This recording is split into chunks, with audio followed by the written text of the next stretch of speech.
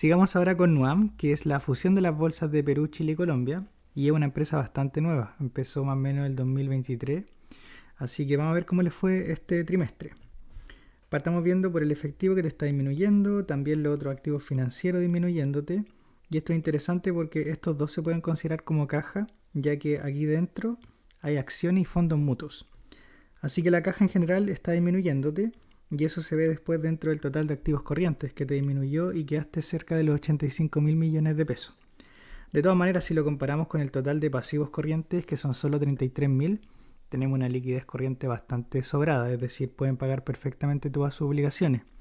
Y de hecho, todas sus obligaciones generalmente no corresponden a deuda financiera, porque si vemos la de corto plazo, por ejemplo, son 5 mil millones y la de largo plazo son 2.700. Entonces verán que la deuda financiera es bastante bajita.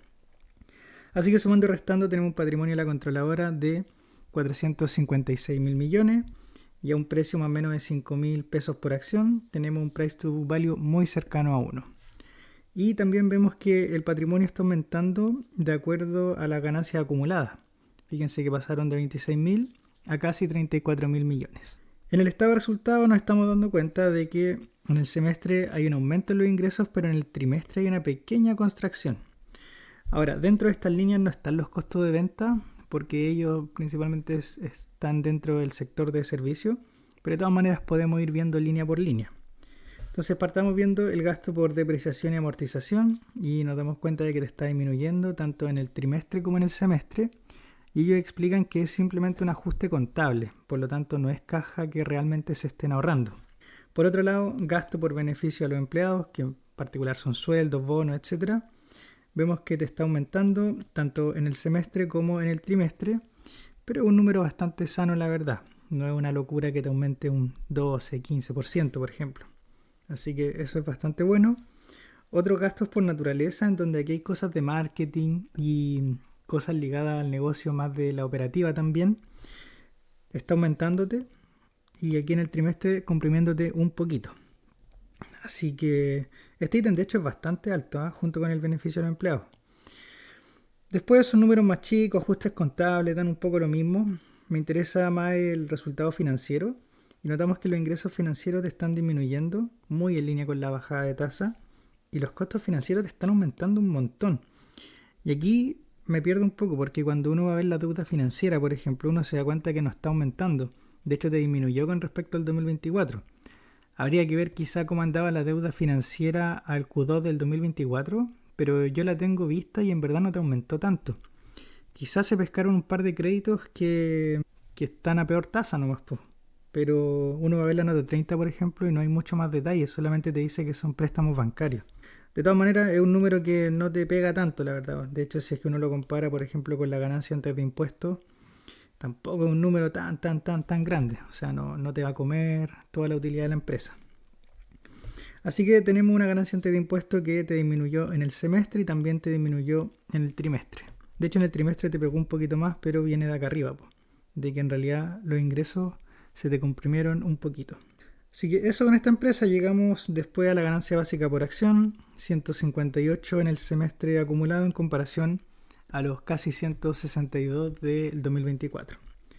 ¿Cómo se ve esto en perspectiva? Bueno, 2023 no lo podemos tomar porque era una empresa bastante nueva en ese entonces, pero tomemos 24 y los últimos 12 meses. Entonces en el acumulado tenían 363 y en estos últimos 12 meses lleva 360, entonces un poquito menos que el año 2024, y esto también se muestra en el PER. De hecho, el PER aumentó de 11 a 14, motivado principalmente por un aumento de precio y también por esta pequeña bajada de la utilidad. Habría que ver cómo le van los próximos trimestres. Ahora, si vamos a ver los flujos, notamos que este te está disminuyendo, en línea igual con lo que vimos en el estado de resultados, aunque un poquito harto, eso sí. De todas maneras puede ser un cambio en capital de trabajo nomás. Habría que ir a verlo a 12 meses. Vemos que también están invirtiendo harto en CAPEX. De hecho, te come casi todo el flujo operativo esos 8.500 millones de pesos. Y es mucho mayor, por ejemplo, a lo que veíamos el año 2024. En las compras de propiedades, planta y equipo ahí te disminuyó. Pero el tema es que este ítem en general es el que es alto dentro de Nuam. Los activos intangibles. Quizá tiene que ver con cosas de software más que nada. No es compra real de algún edificio. Así que bueno, este ítem después queda positivo, pero principalmente por esto, por otros cobros por la venta de patrimonio o instrumentos de deuda a otras entidades. Después vamos a la parte de la financiación. Vemos que efectivamente no hay préstamos de corto plazo, no hay emisión de acciones, ¿cierto? Pero tampoco hay préstamos de entidad relacionada. Entonces al final no están pidiendo más deuda y efectivamente están pagando préstamos, 5.900 millones de pesos. Recuerden también que pagaron un buen dividendo este último año, durante el primer semestre, y aquí se ve reflejado. Son 16.000 millones de pesos en dividendo. Después vemos acá los intereses que va en línea con lo que vimos en el estado de resultados, aumentándote. Así que tenemos un flujo por la financiación de menos 28.000 millones que sobrepasa con creces el flujo operativo. Así que evidentemente la caja fue disminuyendo y quedó en 25.000 millones. Ok, ¿cómo se ven los flujos en perspectiva? Porque el PER tiene muchas cosas contables por la asociación, ¿cierto? O la unión de esta otra empresa. Entonces es un poco raro verlo por esos números, por esos ratios. Entonces mejor ver los flujos. En realidad tampoco tenemos mucho que comparar porque el único año que la empresa operó a full es el año 2024. Entonces tenemos solamente dos puntos de comparación, 2024 y los últimos 12 meses. Pero de todas maneras vemos una foto bastante clara, creo yo. O sea, este es el rango en el que se está moviendo el flujo operativo, 40.000, 35.000. Habría que ver los próximos trimestres para ver si es que se mantiene dentro de este rango o si sube. Por otro lado tenemos que el flujo de caja libre, ajustado en este caso, es decir, eliminando todos los intereses, arrendamientos, CAPEX, intangibles, etcétera, etcétera. Todo lo que queda directamente al accionista. Vemos que acá fue positivo, pero acá ganaste un poquito menos de flujo y el flujo de caja libre al tiro te quedó negativo. Ahora puede tener que ver con el hecho de que como están uniendo esta empresa, hay muchos costos entre medios porque hay plata que tiene que salir, ya sea por temas legales, temas de operativa, por unir cierto estas empresas es costoso. Habría que ver cuando ya todo esté andando para ver cómo queda el flujo de caja libre. Ahora, debiese ser más alto considerando que es una empresa de servicio. No tienen que gastar mucha plata para operar, la verdad. Así que eso están veremos. Por otro lado, el precio respecto al flujo operativo, igual el ratio es bastante alto, po. De hecho, es 8.7, 12.4. O sea, uno esperaría este tipo de ratios para el precio respecto al flujo de caja libre, no al flujo operativo. Porque, ¿qué pasa si es que en algún momento dejan de ocupar caja? Entonces el flujo operativo sería muy similar al flujo de caja libre, o iría en una correlación, ¿cierto?, bastante cercana, pero el flujo de caja libre te aumentaría mucho acá, perdón, el ratio te aumentaría. Entonces, bueno, ahí habría que ver en un futuro. Obviamente esta empresa es bastante nueva y sacar conclusiones con dos datos no es lo ideal. También el Enterprise Value respecto a los ingresos, vemos que es bastante alto el número, mucho mayor a 1. De todas maneras, igual es algo usual dentro de las empresas tecnológicas en todo caso. Entonces uno no puede medir con la misma vara este tipo de empresas con una que vende explosivos, por ejemplo, o una constructora, o el retail, ¿cierto? No es lo mismo. Así que insisto, esto sí o sí hay que seguir monitoreándola, ver los próximos trimestres y ver cómo anda, pues. Sigamos con una empresa del retail, en este caso Forus, que es un tanto distinta a las otras que tenemos de la bolsa local, porque esta no tiene tiendas propias y también se dedica a otro segmento de negocio, ¿cierto? Porque tiene marcas bastante exclusivas. Así que vamos a ver los números. Primero, efectivo, aumentando ligeramente, los deudores te están aumentando harto, así que el total de activos corrientes suman 217.000 millones. Y si lo comparamos con los pasivos corrientes, vemos que la liquidez es súper buena. Pueden cumplir perfectamente con sus obligaciones de corto plazo. Ahora, si vemos las deudas financieras, notamos que esta es bastante chica. Si sumamos la de corto plazo con la de largo plazo, son más o menos como 2.100 millones. Es bastante chica. Pero ¿dónde está la deuda de verdad? Está acá, en los pasivos por arrendamientos, tanto corrientes como no corrientes.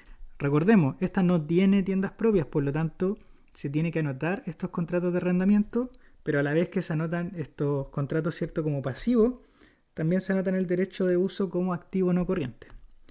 Así que ahí está la deuda de verdad y vemos que te está aumentando, probablemente porque renovaron ciertos contratos, ya sea, no sé, con Parque Arao, como el Plaza, por poner un ejemplo. Quizá esto le afecte después a los costos financieros, lo vamos a ver dentro del estado de resultados. Sumando y restando, tenemos una participación de la controladora que asciende a los 253.000 millones y a un precio más o menos de 2070 tenía un price to book value de 2.11 veces. Y ahora esto, claro, es mucho mayor que 1, el mercado está pagando harto más, pero también tiene sentido con el historial de la empresa, es decir, si uno mira la línea de ganancia acumulada, uno se da cuenta de que este sobrepasa casi por 10 veces el capital emitido, entonces es una empresa que constantemente te genera utilidades.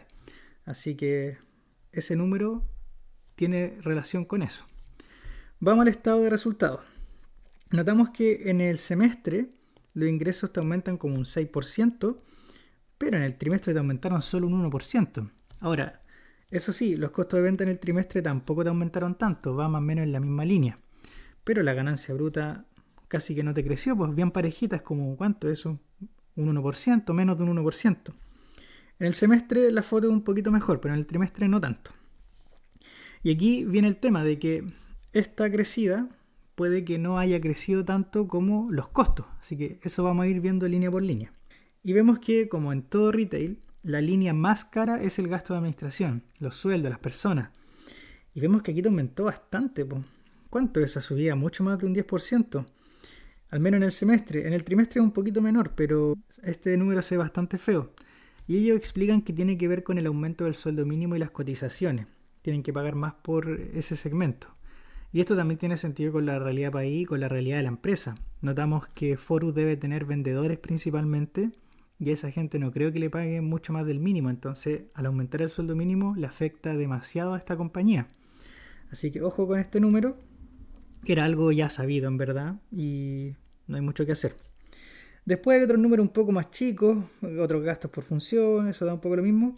Pero llegamos a la parte financiera, estamos en los ingresos financieros y vemos que te disminuyó ligeramente. Así que esto tiene sentido con la bajada de tasas que hemos visto y algo normal.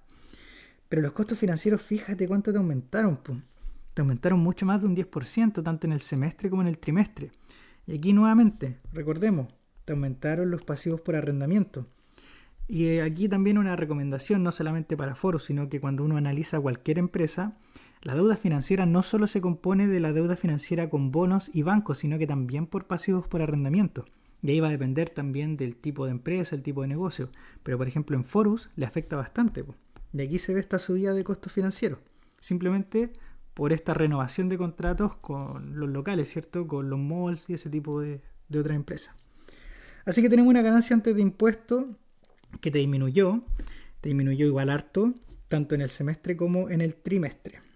Después pagan impuestos, tienen menos utilidades, así que pagan menos impuestos. Habría que ver cómo queda después en los 12 meses, pero yo creo que esta es la foto real de la empresa, con algunos reajustes, un poco más, un poco menos, como las diferencias de cambios, pero yo creo que operativamente hablando, este número refleja bien lo que está pasando con la compañía, con lo que vimos arriba, ¿cierto? Mayores gastos, no creciendo mucho la ganancia bruta, etc. Así que en el acumulado tenemos 58.68 pesos y en el trimestre tenemos 39.39 pesos por acción. ¿Cómo se ve esto en perspectiva? Bueno, durante el 2023 generaron 112 pesos por acción, durante el 2024 117 y en los últimos 12 meses llevamos 110 pesos por acción. Ahora, la acción ha tenido un rally, no tan alto, pero ha tenido un rally, ¿cierto? Desde el 2023 y 2024. Y eso se ve en el PERPO. Te ha aumentado este múltiplo, se te expandió. Principalmente por el precio de la acción, porque vemos que la utilidad está bastante parejita. ¿Y cómo se ve esto con respecto a los trimestres anteriores? Bueno, vemos que el Q2 2024 fue bastante alto. De hecho, es uno histórico. Fue muy, muy, muy alto. Ganaron 45 pesos por acción. Entonces quizá la comparación es un tanto injusta. De hecho, en el razonado ellos explican que tiene que ver porque, uno, se te adelantó el invierno, entonces más gente empezó a comprar ropa. También se te adelantó el tema de los turistas argentinos, vinieron más turistas argentinos. También hubo un boom de brasileros, por lo que me acuerdo. Así que hubo una mezcla de cosas que hizo que al final Forus tuviera una muy buena utilidad por acción durante el segundo trimestre del 2024 y la base comparable entonces muy alta. Así que eso con estos números. Yo creo que igual el mercado se entusiasmó bastante con esos números, la hizo subir harto, la puso en valor, pero quizás no era algo que fuese recurrente. Y ahora lo estamos viendo con la bajada que vemos acá. Vamos a ver los flujos para ver si es que hay algo distinto. Bueno, actividades por operación disminuyendo, aunque esto también tiene sentido con el cambio de capital de trabajo que vimos en el balance. tenían más deudas por cobrar, quizás esto se vaya normalizando. Si vamos a la parte de inversión, notamos que está aumentando el CAPEX. Ahí habría que ver la nota 10 para tener más detalle. No sigo mucho esta empresa. Es interesante, pero no la sigo tanto. Y después la financiación, notamos que están reembolsando préstamos 17.000, pero están pidiendo 19.000. Así que están pidiendo más préstamos de lo que están pagando. También aquí están los pasivos por arrendamiento aumentando, y aumentando igual bastante. Eso es mucho más de un 10%. Así que quizá la renovación de los contratos no fue muy buena para Forus. Quizás sea buena para Parque Arao, como el Plaza, ¿cierto? Sencochop, pero al parecer para Forus no fue muy bueno. Y llegan finalmente al final con 24.000 millones de pesos chilenos, pero nada, pues también ayudado por este tema de que están pidiendo más plata. ¿Cómo se ve esto también en perspectiva cuando vemos los flujos? Bueno, el flujo operativo se mantiene en ese rango de los 60.000, 67, 68, en estos últimos 12 meses 62.000, perdón. Aunque quizás este esté un poquito bajo porque no están cobrando eficientemente ciertas deudas. Quizás esto se normalice un poco. Por otro lado tenemos el flujo de caja libre, que es un poquito más bajo de la mitad. Es decir, se gasta la mitad en CAPEX, arrendamiento, ese tipo de cosas. Y por lo tanto el ratio siempre va a ser más del doble cuando analizamos el precio a través del flujo operativo o el precio a través del flujo de caja libre. Y aquí lo vemos en esta comparativa. De todas maneras, este ratio ahí ustedes tienen que decir si es alto o bajo, pero estaba en 6.2, 6.5, después tuvo el rally, ¿cierto? Ahora está en 8.6. El flujo de caja libre anda por ahí, ¿cierto? Después si uno mira por Enterprise Value y respecto a los ingresos, 1.21, 1.13, ahora en 1.32. El Enterprise Value EBITDA también 7, 6.5, 7.7. Bueno, ahí están los números. Ustedes tienen que decidir, analizar, tratar de comparar con otras empresas. Este número será interesante o no. Ver si es que el flujo de caja libre tiene algún potencial de subida en algún momento. Pero hay que tener en cuenta de que esta empresa va a seguir pagando arriendo. Y si los arriendos no son tan buenos, en decir como para Forus, ¿cierto? Que los contratos se renueven de manera quizá no tan favorable, este número va a seguir siendo más alto. En fin, ahí cada uno decide. Aquí tenemos una pequeña tabla, ¿cierto?, de los últimos trimestres, excepto el Q2, con respecto al flujo operativo y el flujo de caja libre. Y es bastante errático, pero en realidad es retail, entonces uno se puede anotar un ingreso, pero después cobra en los meses siguientes y al final ahí como que hay una disparidad en los flujos que llegan y salen, porque también tienen que comprar inventario antes de las temporadas, pues entonces antes de que llegue el invierno compran inventario, también después para el verano, cuando vienen las vacaciones, etcétera. En fin, esto es muy común del retail, así que sí o sí hay que verlo a 12 meses. Yo creo que ese es el buen ciclo. Eso con Forus. Sigamos ahora con Ripley, que viene reportando muy buenos resultados. Sin embargo, estos números no provienen del segmento retail, así que vamos a ver los números.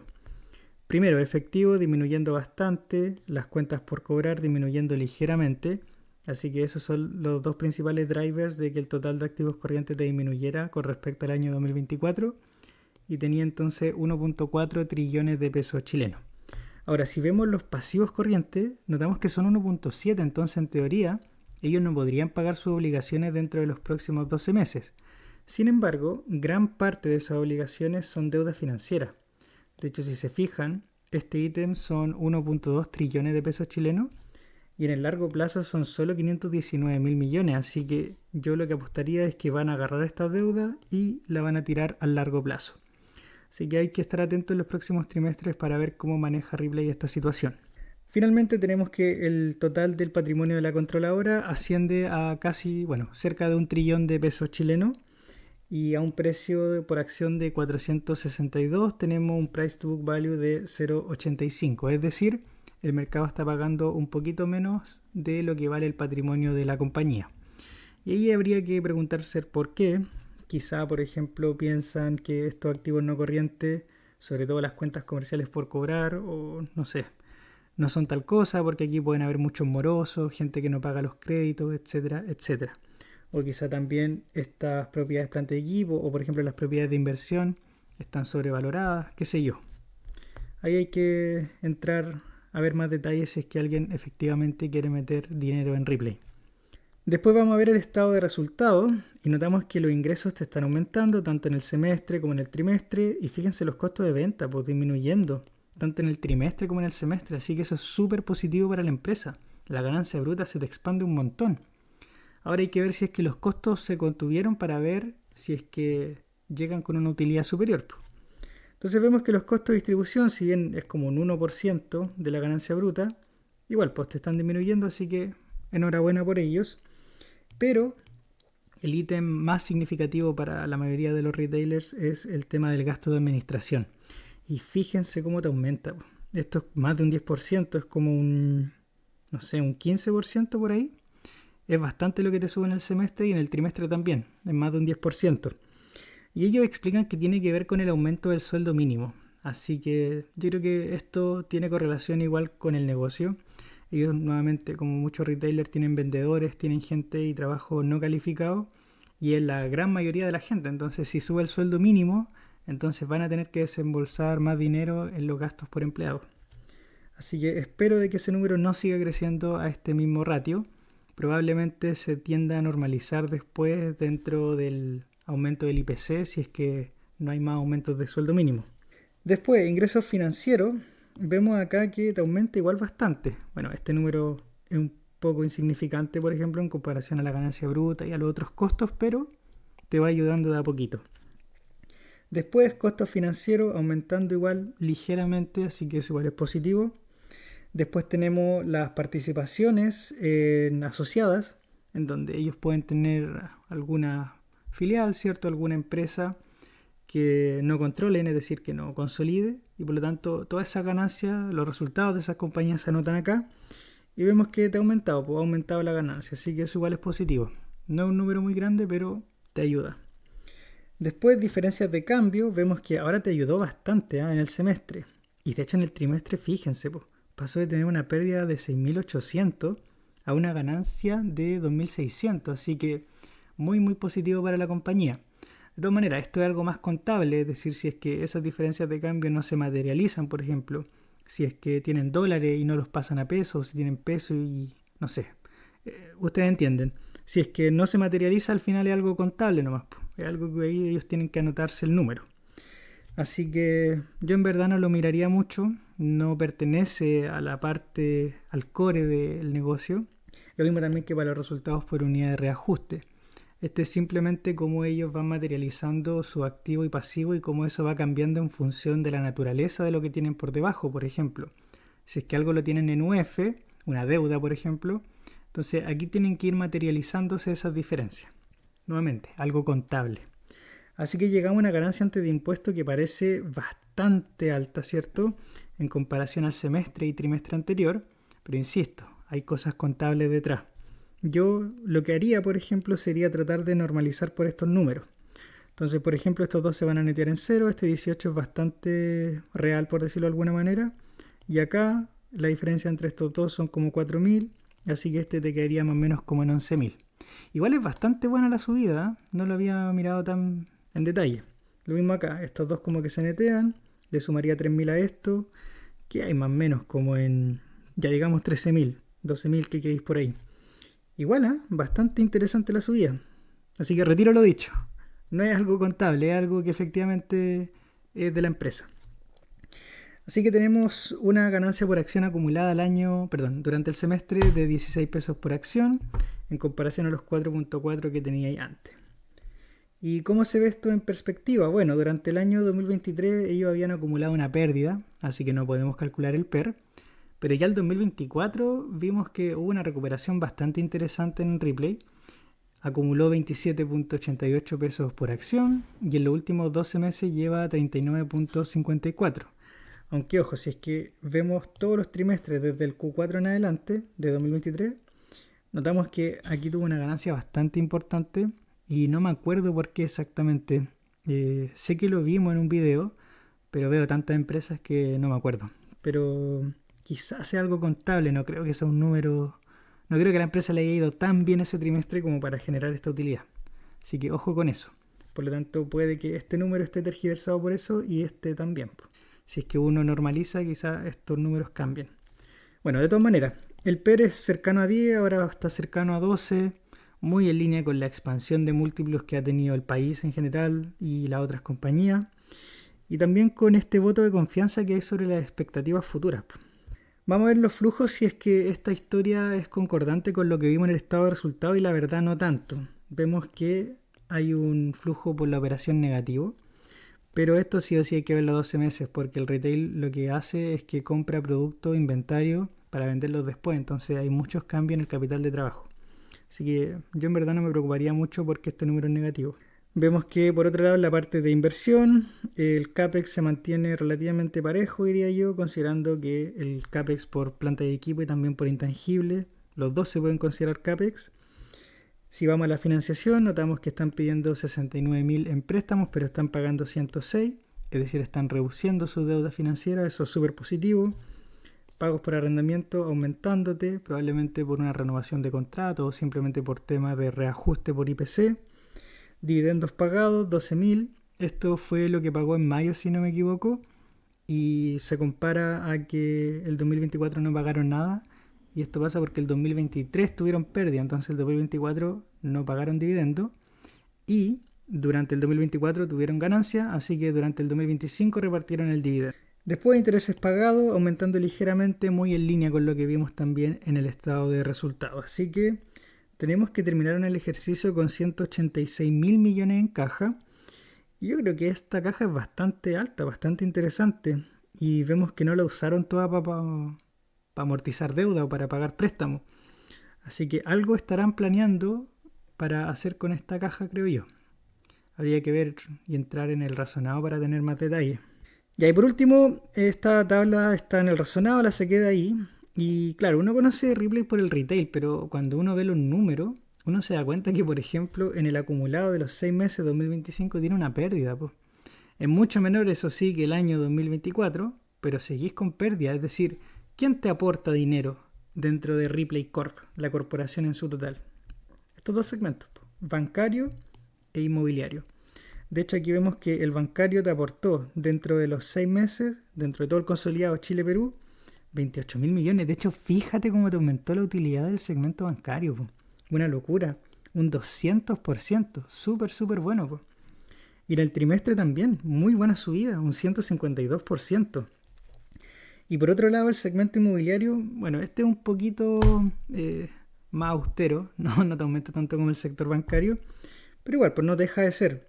Pasaste de 18.000 a 20.000, es decir, un aumento de un 12% en el acumulado de los 6 meses. Así que ahí está el real o la real joyita de Ripley, el segmento inmobiliario y segmento bancario. Y otra cosa que me había olvidado mencionar es que estos tipos aumentaron esta utilidad, pero no fue tanto por los ingresos, sino que fue por el lado de las pérdidas crediticias. Así que ojo con eso, porque eso no sé cómo es el banco Ripley para atrás. No sé cómo se comportan sus clientes, no sé si hay moroso o no, así que ahí quien quiera pegarle un vistazo más en detalle a Ripley tiene que sí o sí ir a ver el segmento bancario, porque aquí está la joyita. Este le da de comer a Ripley. Así que eso. Sigamos ahora con otro retail, en este caso ABC, que antes se llamaba Empresas La Polar, y le cambiaron el nombre, yo creo, para poder limpiar un poquito la imagen. Así que vamos a ver si es que la empresa cambió, pues. Partamos viendo el balance, vemos que el efectivo te aumenta bastante, sin embargo este número es chiquitito en comparación al total de activos corrientes. Por otro lado tenemos que los deudores comerciales te están disminuyendo significativamente, así que este es el principal driver de que el total de activos corrientes te disminuya con respecto al 2024 y te quede en 256.000 millones. Ahora, si comparamos este número con el total de pasivos corrientes, vemos que no tendrían ningún problema con cumplir con sus obligaciones financieras. De hecho, si es que al total de pasivos corrientes le quitamos los inventarios, aún así tenemos un test ácido mayor a 1, así que no habría problema, la verdad. Si vemos ahora la deuda financiera, notamos que gran parte de ella está en el largo plazo, son 171.000 millones, y en el corto plazo solo tienen 21.000 millones. También, otro ítem que es súper importante dentro de estas compañías que arriendan tiendas, por ejemplo, son los pasivos por arrendamiento. Y notamos que acá te está disminuyendo tanto en el corto plazo como en el largo plazo. Y esto tiene una explicación.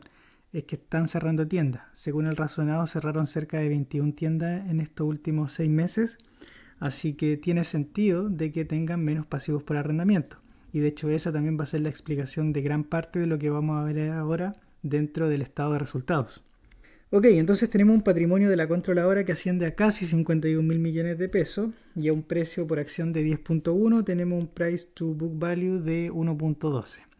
Y aquí es un poco raro porque a veces el mercado es un poco taimado, por decirlo de alguna manera. A veces te paga más si tenéis ganancias, ¿cierto? Acumuladas. Te paga menos si tenéis pérdidas acumuladas, pero aquí fíjense, pues, tenéis 481 mil en pérdida acumulada y el mercado aún así te paga más por el patrimonio de la empresa. De hecho, la ganancia, o en este caso pérdida acumulada, sobrepasan el capital emitido. Así que esas son ciertas contradicciones que tiene el mercado a veces.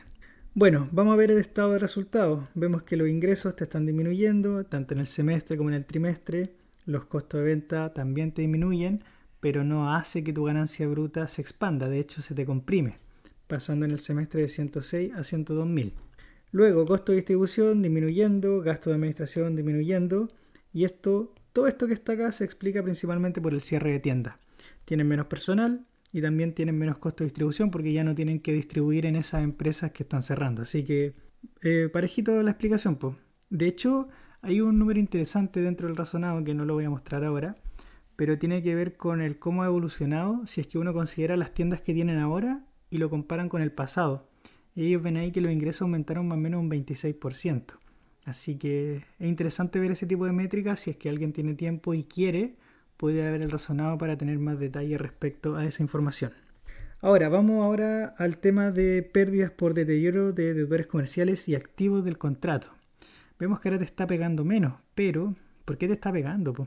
O sea, estos tipos lo que hacen es que, bueno, tienen su tarjetita La Polar, el ABC Visa, etcétera, etcétera, y hay deudores, po, gente que no les paga. Es gente de que simplemente ellos ya saben que no les van a pagar, no tienen forma de cobrarles probablemente, o si es que hay embargo o cosas así, el neto al final igual te queda negativo, porque aquí están las dos patitas, pues está la parte de incobrables que ellos ya provisionan y que ya lo toman como pérdida, y también en contrapeso está lo que cobran, lo que pueden cobrar, lo que han cobrado de hecho. Pero el neto es negativo, pues, o sea, no están cobrándole a los morosos. Y claro, te disminuyó la pérdida, pero seguí en pérdida, pues, o sea, ¿por qué? Bueno, en fin. Ya vamos en negativo, de hecho, me parece, porque tenemos ganancia bruta 102 mil, entre estos dos, ya sí 80, aquí ya sí 100 mil, y después con los costos financieros ya hay que hay en negativo. De hecho, los costos financieros te están disminuyendo, ¿eh? Y eso igual es interesante porque tiene que ver principalmente con el tema de los arrendamientos, que te están disminuyendo, entonces al final todos esos intereses devengados te quedan menor a lo que tenías antes. Ingresos financieros chiquitito, da lo mismo. Diferencias de cambio te está pegando de manera positiva, pero no importa porque el número es chico. Si de hecho fíjate el costo financiero es muy muy alto, no tenéis cómo. Así que de ahí puras cosas negativas nomás, pues. Impuestos, tratáis de usar impuestos diferidos, pero no te arregla para nada el número. Seguís con esta pérdida de 9 mil millones. Así que eso con ABC, pues, no hay mucho más que decir respecto al estado de resultados.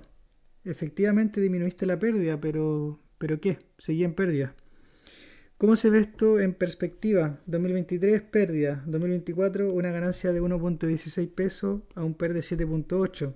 En los últimos 12 meses lleva ganado 3 pesos y el PER es 3.4. Y claro, uno puede decir, chuta, el PER es súper bajito, es una excelente oportunidad de inversión.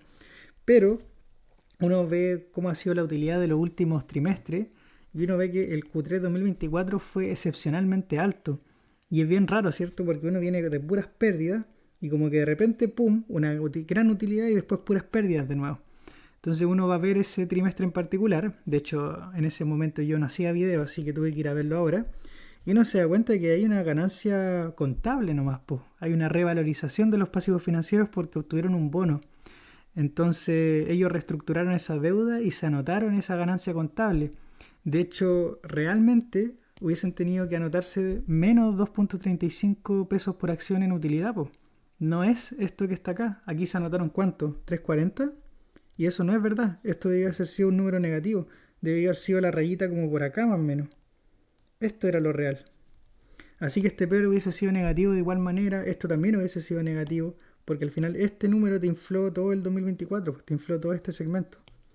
Así que mucho ojo con esta empresa, no lleguen y vean valores, por ejemplo, no sé, se van a meter a alguna plataforma de valorización, qué sé yo, GuruFocus, cualquier cosa. Y claro, va a tomar esta utilidad porque esta es la utilidad que está en todos lados. Pero ojo, eso no es la realidad de la empresa. Insisto, tengan cuidado. Vamos a ver los flujos. Notamos que esto sí es la realidad. Aquí está lo que la empresa está generando. Está generando menos flujo. Puede ser por cambio de capital de trabajo, puede ser simplemente porque está ingresando menos dinero a la empresa. Yo apuesto que es lo último. Están cerrando tiendas, así que efectivamente le está entrando menos dinero. ¿Cómo después se ve eso para abajo? Bueno, compra de propiedades, planta de equipo y activos intangibles, bastante chiquitito la verdad. Tiene sentido, o sea, si tenéis pérdidas no podía andar invirtiendo en abrir más tiendas, por ejemplo. Tenéis que tratar de optimizar lo que ya tenéis. Y de hecho eso es lo que están intentando hacer según la gerencia. Así que no hay mucho más que decir sobre la parte de inversión, sí sobre la financiación. Y aquí es súper importante que estén atentos ahora porque uno puede decir que la operación es alta, digámosla, 33 mil millones, pero tienen obligaciones para operar. O sea, estos tipos se anotan este número, pero por ejemplo los intereses pagados están en financiación. Los pasivos por arrendamiento están en financiación. Pero este pasivo por arrendamiento lo necesitáis para operar, po.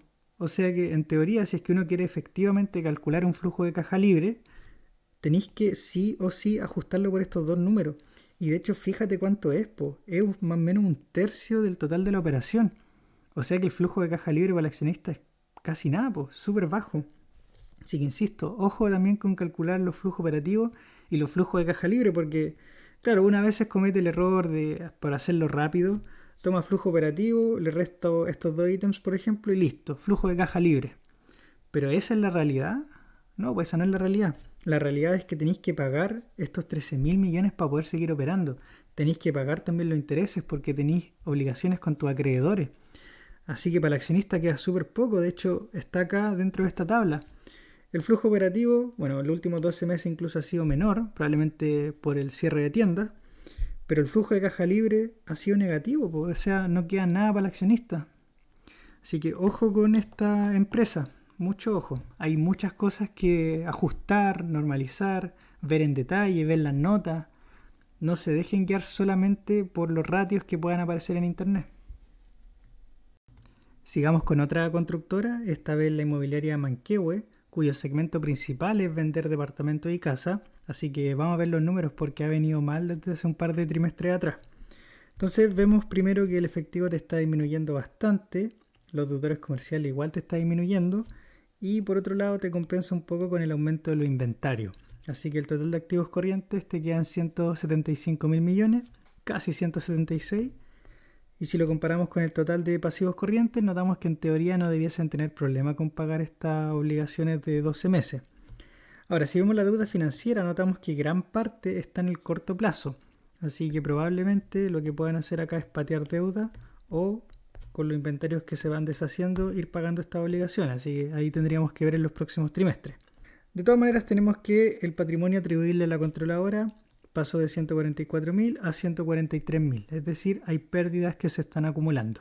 Considerando un precio de 99.5 pesos por acción, tenemos un price to book value de 0.34, así que la verdad es bastante bajo, es decir, el mercado está pagando bastante menos por el patrimonio de la compañía. Habría que ver por qué. Quizá los activos que tienen no son de buena calidad, qué sé yo. Ahí ustedes pueden revisar en más detalle. Si pasamos al estado de resultados, nos damos cuenta de que los ingresos explotaron, tanto en el semestre como en el trimestre, pero esto viene de una causa bien particular. Uno, hay mayor escrituración, eso también lo habíamos visto en otras inmobiliarias, pero principalmente porque vendieron unos lotes en Santo Domingo, eran como 81 lotes. Entonces esto te infló bastante el ingreso, po.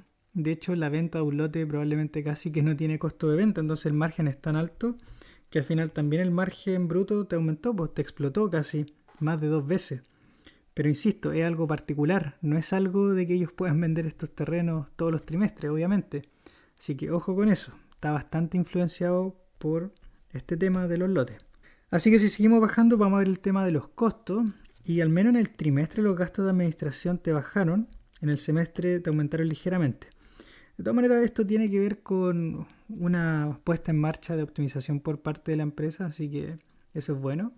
Pero de todas maneras, fíjate, po, incluso vendiendo estos lotes en Santo Domingo con una ganancia bruta de 4.000 millones, no te da, po, porque tu gasto de administración son 3.700.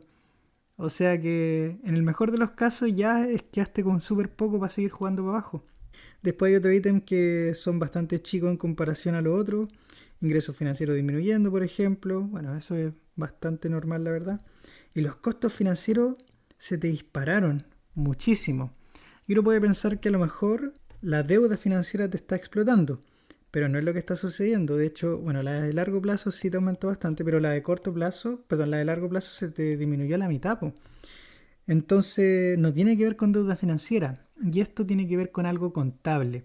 Cuando los trabajos se terminan, todos esos intereses que antes se anotaban dentro de la parte del activo, ahora se van contabilizando como costo financiero. Todos esos intereses que van a tener que ir pagando por la financiación de los proyectos, una vez que se terminan. Entonces es un cambio contable simplemente y ahora te está pegando bastante. Así que eso más que nada. Pero igual, aunque si hubiese tenido estos mismos 400.000, igual queda ahí en negativo, po. Así que nada que hacer. Y después me pareció muy chistoso de que aquí en general se coloca ganancia y entre paréntesis pérdida, ¿cierto? Porque puede pasar de que podéis tener una ganancia o una pérdida, po, para hacerlo de manera más general. Sin embargo, acá estos tipos ya van directo con pérdida, o sea, ya está tan mal el negocio que ya démosle con pérdida.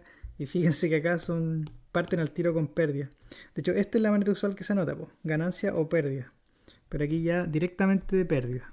Bueno, después, tema del impuesto, ocupan impuestos diferidos para arreglar un poquito el número, pero aún así que hay en negativo. Así que nada, pues, seguimos con números rojos por parte de Manquehue. Y aquí es un tema bastante estructural, creo yo, es un tema del negocio inmobiliario, todas están igual, no sé cuándo se va a dar vuelta la torta.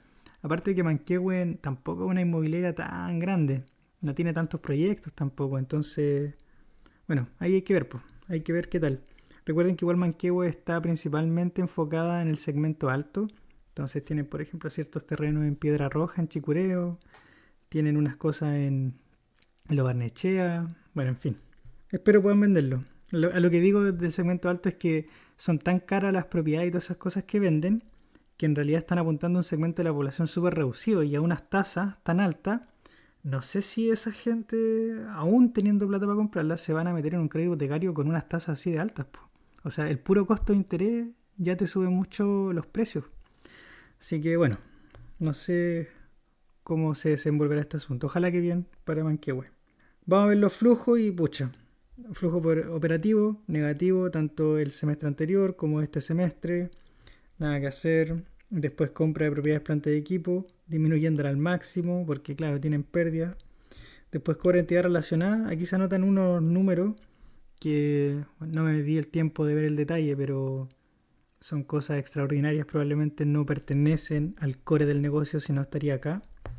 Y después si vemos la financiación, notamos que están pidiendo 21.000 en préstamos de corto plazo y están pagando 30, es decir, están bajando un poquito la carga financiera. Pero de todas maneras no te alcanza. Intereses pagados, aumentando igual, quizá por temas de tasa. Pagos de arrendamiento financiero, aquí te aumentó bastante, así que quizá esto tenga... Ah, no, ya sé. Aquí estos tipos se anotan otras entradas de efectivo y esto es por un leaseback que hicieron con el Vice Vida. Entonces, ¿qué hicieron estos tipos? Vendieron un terreno y firmaron inmediatamente un contrato de arrendamiento, probablemente con derecho a compra más adelante. Entonces esto le dio liquidez inmediata. De hecho, fíjense cuando entró. Entró al tiro 12.000 millones de pesos para poder seguir operando y poder seguir viviendo. Pero esto le sube el costo por arrendamiento. Son 3.000 millones que van a tener que ir anotándose ahí todos los trimestres. Así que no sé si les va a salvar por mucho tiempo ese leaseback que hicieron en Piedra Roja, me acuerdo, Chicureo. Así que quedaron con una caja de 14.000 millones, pues. Y ahí ya no me di el tiempo de revisar el razonado, vi un poco del backlog, pero no sé, no quise perder más tiempo con la empresa. Veamos ahora a Vapores, principalmente el análisis razonado, porque esta compañía no tiene operaciones más allá de ser un accionista de Hapag-Lloyd. tiene más o menos 52 millones de acciones que representan el 30% de la compañía alemana. Por lo tanto, si es que queremos saber cómo le va a ir a Vapores, tenemos que indudablemente ir a ver a Hapag-Lloyd. Entonces, un análisis muy superficial, nos damos cuenta de que las ganancias están disminuyendo un 2%, pero los ingresos te están aumentando un 11%, por lo tanto hay un tema de costo ahí metido dentro. De hecho, si es que uno mira el resultado operacional o el EBIT, vemos que disminuyó en un 23%. Ahora, dentro de este rubro hay 3 factores que determinan tu eficiencia, tu utilidad y tu ingreso, y son los que están acá.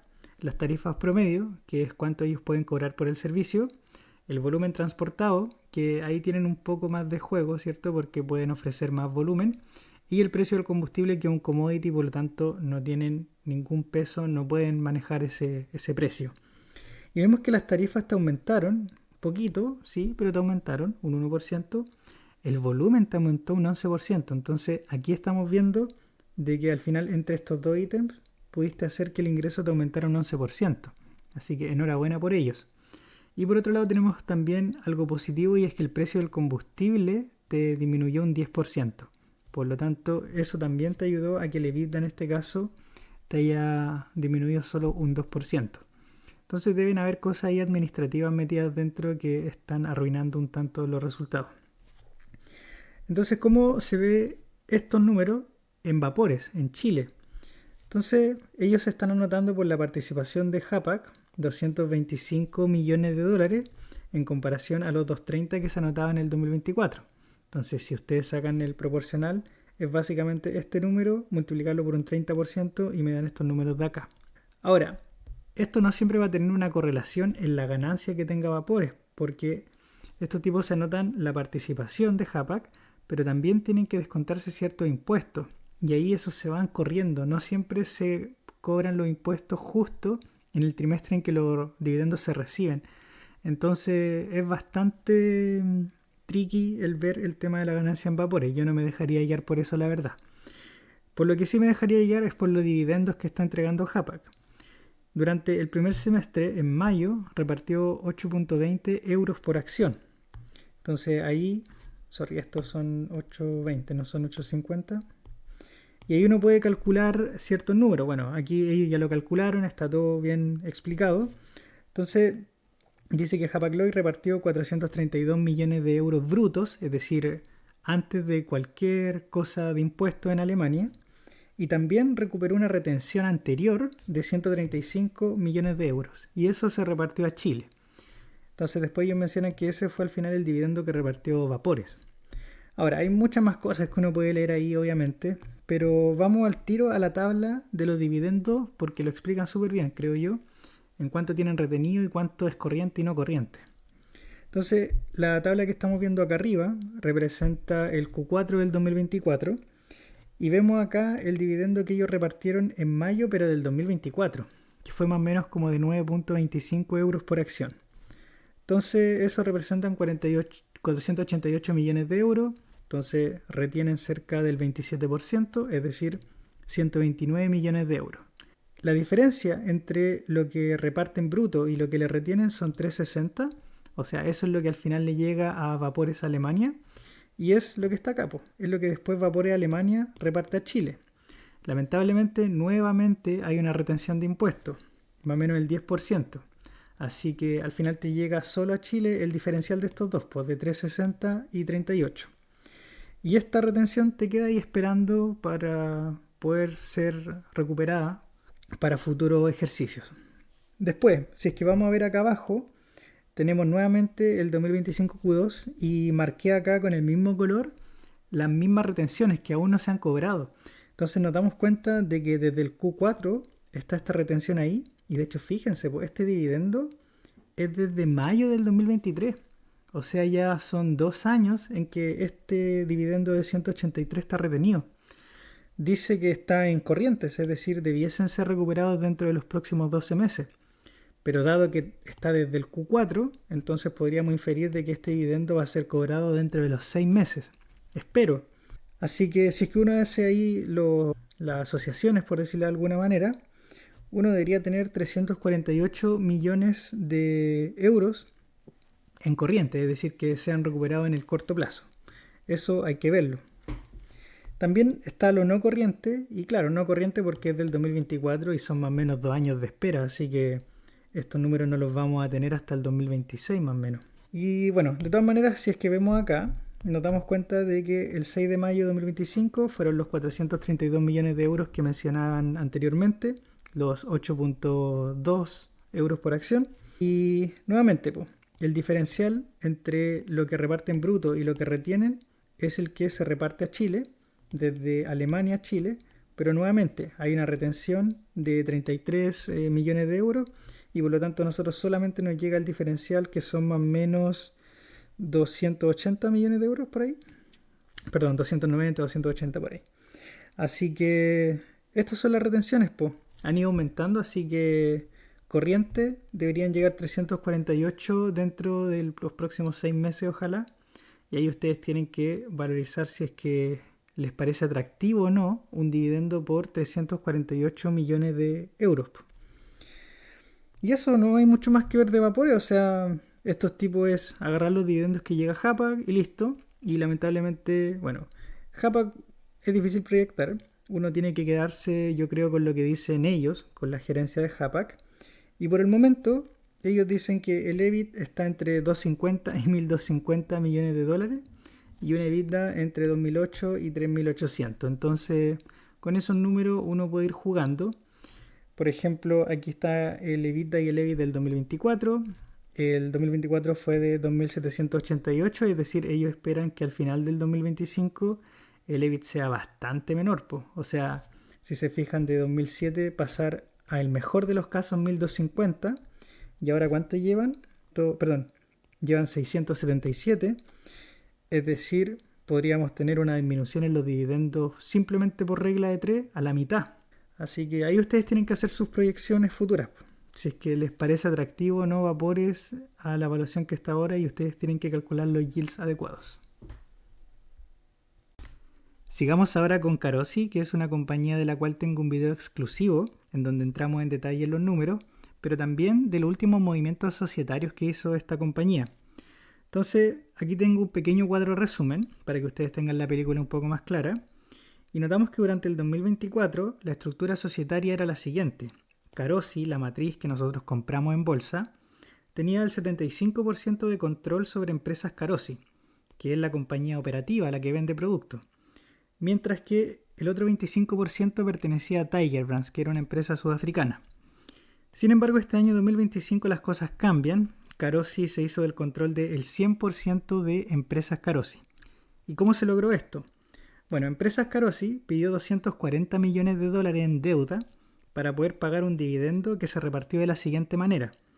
180 millones fueron a Carosi, la matriz, y los otros 60 millones fueron para Tiger como pago de dividendo. Pero Carosi no repartió ese dividendo a sus accionistas, sino que agarró ese dinero y se lo pagó a Tiger Brands. ¿Para qué? Para comprarle su participación. Entonces, por eso ahora Tiger Brands ya no existe y Carosi se hizo el control del 100%. Así que igual salió caro, son 240 millones de dólares. Entonces vamos a ver el balance ya con la película un poco más clara.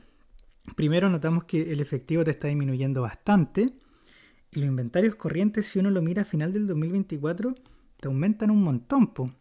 Sin embargo, cuando tenemos empresas cíclicas, lo bueno es ir a verlo con respecto al trimestre comparable, incluso en el balance, porque acá siempre lo estamos viendo respecto al término del último año. Entonces notamos que no es algo tan raro, porque a final del segundo trimestre de 2024 el inventario sumaba 241.000 millones y ahora son 386.000. Claro, igual hay un aumento, pero no es tanto como pasar de 279 a 286. Así que esto tiene una explicación bastante lógica y es por un tema de la estacionalidad post cosecha. Entonces estos tipos tienen que comprar los insumos para poder vender sus productos y esto se hace en este trimestre. Por lo tanto hay un cambio de capital de trabajo bastante importante en este ejercicio. Bueno, seguimos avanzando. Tenemos que el total de activos corrientes suma casi 700.000 millones de pesos. Son 698 y si lo comparamos con el total de pasivos corrientes, notamos que no tienen ningún problema para pagar sus obligaciones de corto plazo.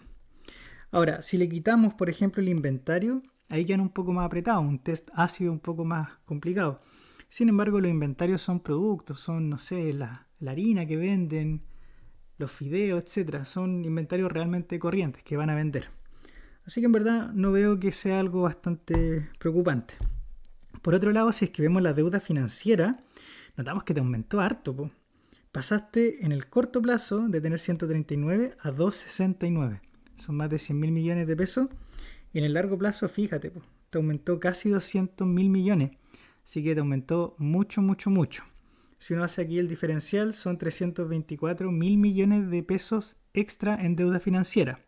Donde si es que uno considera el dólar a 1000, son más o menos ciento y tanto de extra, aparte de la deuda que ocuparon para poder comprar la participación. Esto va a tener un efecto en los costos financieros. Así que tenemos finalmente una patrimonio, en este caso de la controladora, que asciende a los 612.000. Y fíjense que acá el patrimonio era de 615, te bajó, aun cuando tenéis ganancia.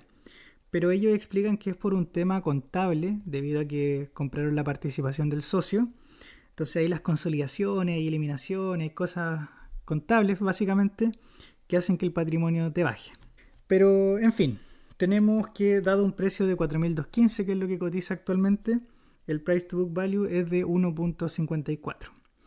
Y aquí tenía un pequeño también cuadro de resumen nuevamente para explicar por qué de estos 3.24 no es realmente 3.24 para poder ocuparlo en operación, sino que es un poquito menos, porque Empresas Carosi pide 2.40, pero 60 se van a Tiger en dividendo, y del consolidado que nosotros estamos viendo acá, que es Carosi, 180 se van a Tiger. Entonces básicamente hay 2.40 que se van para afuera y que no vemos porque eso Tiger no consolida acá, y uno tiene que hacer ahí la resta de 3.24 menos 2.40, y eso es más o menos la deuda que efectivamente están pidiendo para poder operar quizá, o para reestructurar deuda, qué sé yo. En fin. Después vamos al estado de resultados. Notamos que los ingresos en el semestre te aumentan más o menos un 6%. En el trimestre anda por ahí también.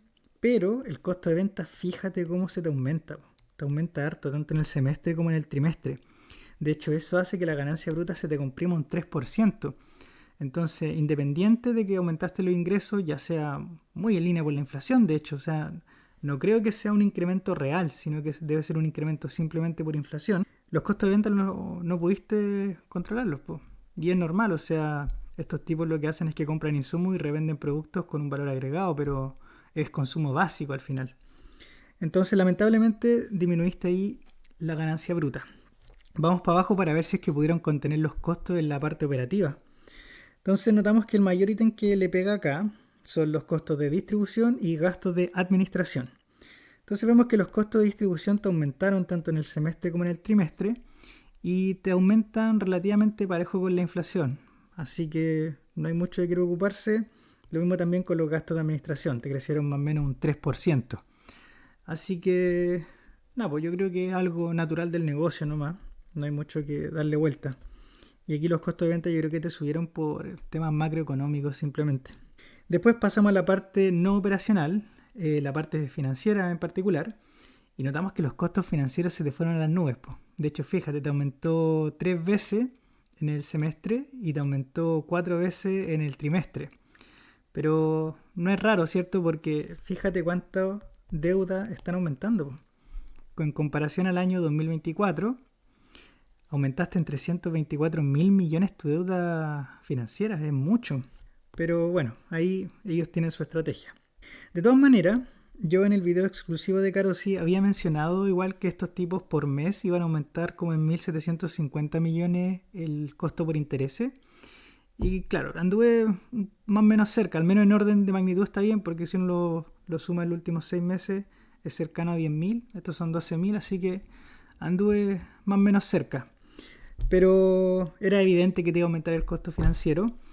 Y yo igual comentaba de que la cobertura de los intereses era bastante interesante por la operativa del negocio. O sea, estaba generando buena ganancia operacional y por lo tanto yo no veía el hecho de que te aumentaran de esa manera los costos financieros que fuese un problema en el largo plazo. Y al parecer es verdad, porque si se fijan, aquí tenemos, ya digamos que son 180. Esto, en estos 250, ¿cierto? Son 70.000 millones que te quedan ahí libres. pero pagáis 12.000 en costos financieros, o sea, igual tiene una buena cobertura de la parte de intereses. Así que nada que decir. Después, cosas más contables, ganancia por moneda extranjera, un número bastante chico la verdad.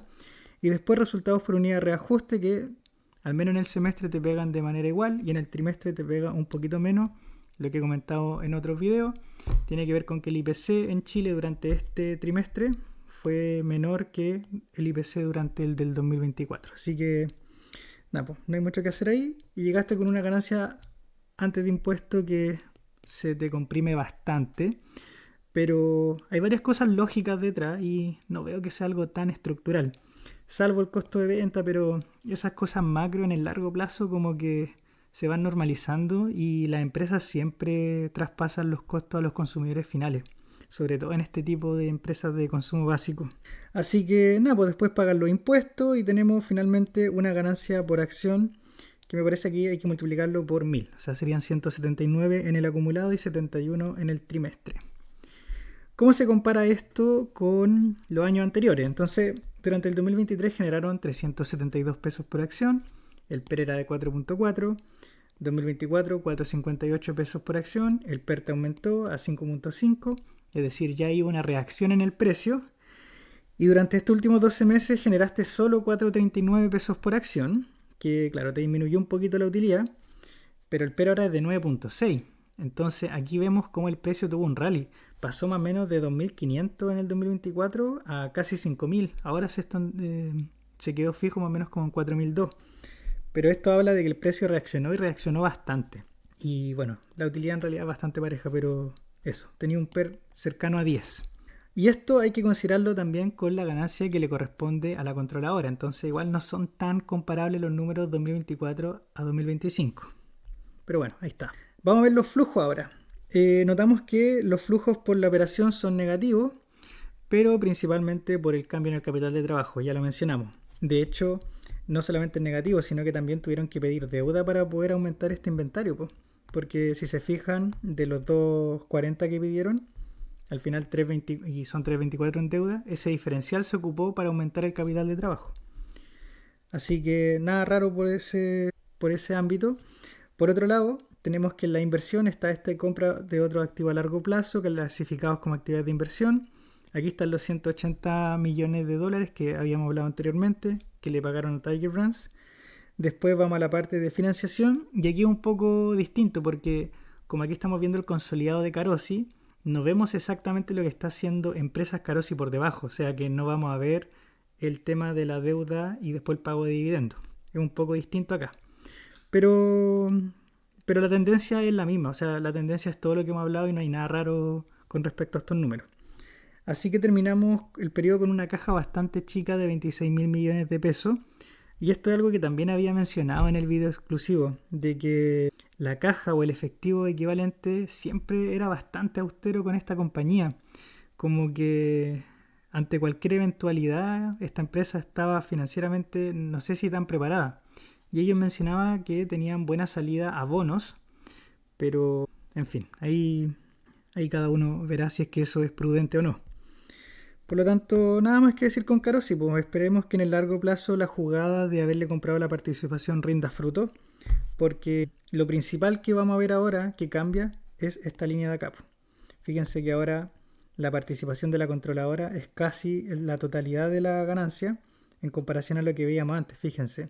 De los 58 solo 43 eran para Carosi, en cambio ahora es bastante más. Así que eso. Bueno, y para cerrar este video y esta temporada de resultados, sigamos con Sofri, que la dejé para el final porque es facilita de entender y estoy bastante cansado, la verdad. Así que partamos viendo el balance.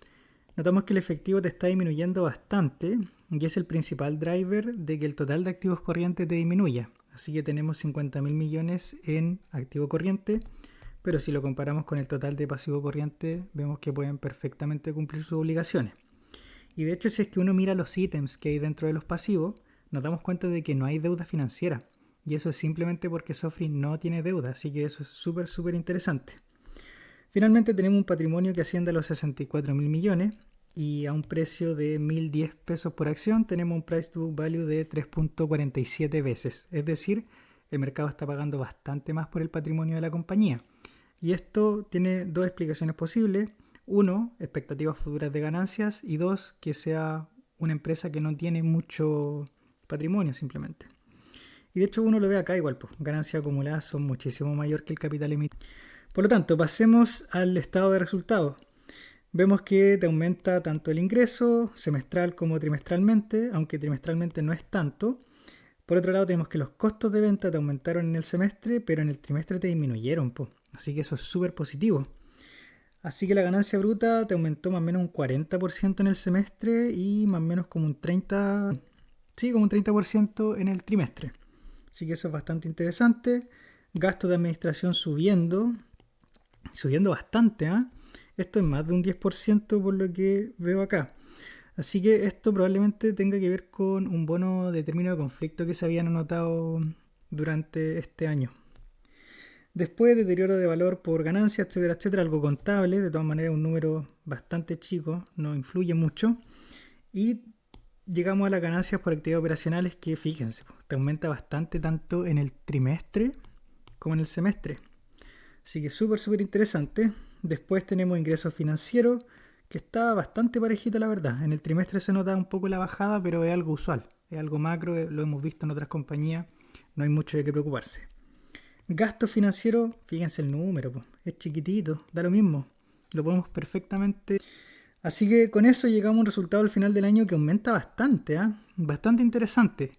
Aunque estos números hay que verlos en perspectiva. Y spoiler, el año 2024 fue un año bastante malo en términos de utilidades para Sofri. Así que si bien estos números son buenos, la base comparable es bastante baja.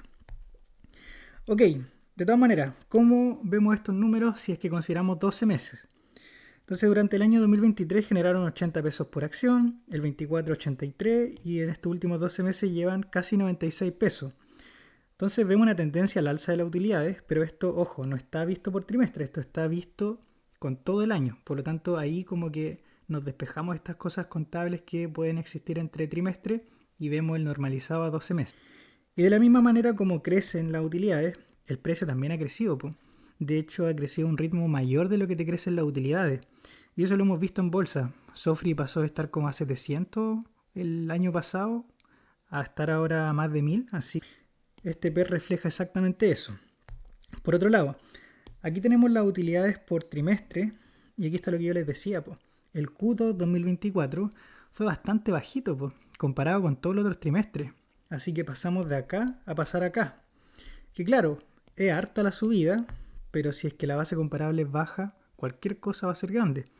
Y de hecho, si es que uno mira el Q2 2025, es decir, el actual, con respecto a todos los otros trimestres, vemos que en realidad la ganancia no es tan grande, ¿eh? Fue un trimestre bastante normalito para Sofri. Así que eso en cuanto al estado de resultados. Vamos a ver los flujos para ver si es que... tenía esta lámina antes. Y esto es 2022-2021. Aquí vemos que en el trimestre, el Q2 ganaron 19.69 y en el Q2 del 2021 ganaron 20.84. Es decir, estamos viendo exactamente estos trimestres de acá, pero en diferentes años, y vemos que fueron mucho mejores trimestres que estos. Así que, nuevamente, confirmando lo que vemos acá, que solo se ve hasta el 2023, bueno, acá igual tenemos 2022 y 2021. Y ahora sí vamos a ver los flujos, y notamos que en la operación el flujo es negativo, po, y eso es súper raro. Porque uno aquí no tiene mucho cambio de capital de trabajo, o sea, no tienen inventarios, no venden cosas. Así que la única explicación posible es que estos tipos no están cobrando los arriendos de manera adecuada, es decir, se están pasando ciertos arriendos para los futuros trimestres. Lo cual igual es un poco raro, como que no me gusta mucho. Pero bueno, vamos a ver si es que esto se va normalizando en los próximos trimestres. Vemos que el CAPEX en verdad es bajito, aunque igual hay un CAPEX de intangible. Hay un rescate de instrumentos financieros que está en inversión, no sé por qué, debería quizá ir a financiación. Y después fíjense el ítem de financiación, pues es un chiste. Lo único que hay acá adentro son dividendos, nada más. Y el payout de dividendo, me acuerdo de que el año anterior fue bastante alto, no me acuerdo si fue un 100 o un 90, pero en general es como un 80. Así que igual ojo con eso. Y aquí terminan el periodo con 39 mil millones de pesos. Ahora, vamos a ver los flujos. ¿Por qué? Porque me pareció bastante extraño de que este número haya sido negativo. Y fui a ver los flujos operativos de 2023, 2024 y los últimos 12 meses. y vemos cómo ha ido cambiando hacia la baja este flujo operativo, po. No sé por qué, ¿ah? Las utilidades van hacia arriba y los flujos para abajo. No sé, como que no me gusta mucho eso. Después flujo de caja libre, muy apegadito en todo caso al flujo operativo. En realidad porque el CAPEX es bajito. Y después si uno mira el price to flujo operativo, claro, aquí es bastante normal, 7.25, muy normal para una empresa estable. Y después se te fue a las nubes, po, principalmente motivado por el hecho de que el flujo operativo ha ido a la baja. Y seguí yendo más atrás y fui a ver desde el año 2020 en adelante. Y vemos aquí que la utilidad va creciendo, como hemos visto regularmente con Sophie. Pero el flujo operativo es como que te va a la baja, po. O sea, ya tuviste un muy buen flujo operativo acá, pero después la tendencia a la baja. Entonces hay como una discrepancia bastante rara entre el flujo de caja operativo, en este caso no flujo de caja libre, y la utilidad neta. Lo mismo que el trimestre anterior, y se los comenté, que estaba viendo tu número y no hay explicación de esto. No te dice el por qué.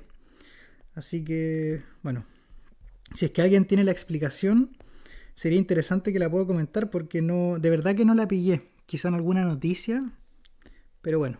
Eso con Sofri. Si es que alguien quiere convencerse más de esta empresa, yo creo que sí o sí tiene que entender esta divergencia, porque si no, igual es un mal signo.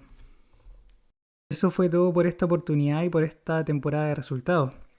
Fue bastante intenso porque muchas empresas reportaban durante esta última semana y fue bastante agotador también. Y como una pequeña reflexión, espero que le haya gustado la incorporación de ver los balances dentro de estos resultados trimestrales, porque esto nació como una necesidad para poder entender de mejor manera los cambios en los capitales de trabajo y por tanto para entender mejor los flujos. Obviamente esto generó más trabajo, por lo tanto también más horas de generar el contenido. Y les quiero pedir encarecidamente, si es que les gustó este video o cualquier anterior, que pudieran darme un like, también un comentario, todo ese tipo de cosas son valiosas. Y si de verdad quieres apoyar el canal, hay un tier de membresía en donde puedes apoyar el canal de manera desinteresada. Y yo sería muy feliz porque eso permitiría seguir agrandando el canal. Por ejemplo, el micrófono lo compré hace mucho y también ahora estoy ocupando un programa de edición que me permite generar los videos de manera mucho más expedita. Así que eso, pues. Nos vemos en una próxima oportunidad, en una próxima temporada de resultados. Y estaré trabajando mensualmente en videos para los miembros exclusivos que quizá deje por algunas horas para todo público y después los cierre. Así que eso, muchas gracias por apoyarme, que estén muy bien. Chao, chao.